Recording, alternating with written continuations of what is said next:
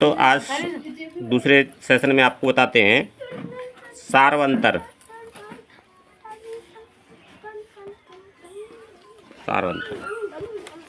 सार्वंतर जो सभी नंबर्स के यानी पहले पद के बाद दूसरे पद में जाते हैं तो कुछ अंतर से आते हैं, दूसरे पद से तीसरे पद में, तीसरे पद से चौथे पद में कुछ अंतर जो होता है उसको बोलते हैं सार्वंतर बोलते हैं। जो समान होता है, सभी पदों के बीच में जो अंतर होता है वो समान होता है, उसको सार्वंतर बोलते हैं।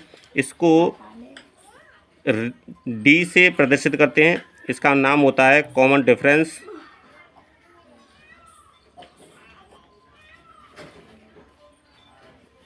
कॉमन डिफरेंस यानी इसको डी से रिप्रेजेंट करते हैं। और जो श्रेणी का समांतर श्रेणी का पहला पद होता है उसको ए से रिप्रेजेंट करते हैं, प्रथम पद होता है। और एल यानी लास्ट पद होता है उसको बोलते हैं अंतिम पद, उससे रिप्रेजेंट करते हैं अंतिम पद।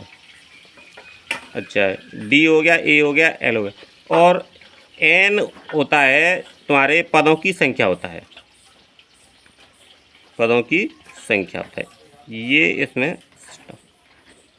अच्छा जी, अब देखना कोई भी श्रेणी बनाते हैं उसके मानक रूप में होते हैं। श्रेणी का मानक रूप लिखेंगे, समांतर श्रेणी का है मानक रूप। तो पहला पद ए हो गया, दूसरे पद में हमने डी जोड़ दिया तब आया, तो ए प्लस डी हो गया। तीसरे पद में फिर दोबारा डी जोड़ा, पहले डी था फिर एक और जोड़ दिया तो डी यानी ए प्लस डी।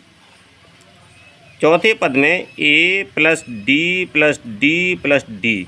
इस तरह से हमारी श्रेणी बनती है। तो इसको लिखते हैं, क्या लिखेंगे, तो A plus D A plus 2D A plus D 3D। इस तरह से हमारा पद आता है। ये हमारा मानक श्रेणी बन जाती है।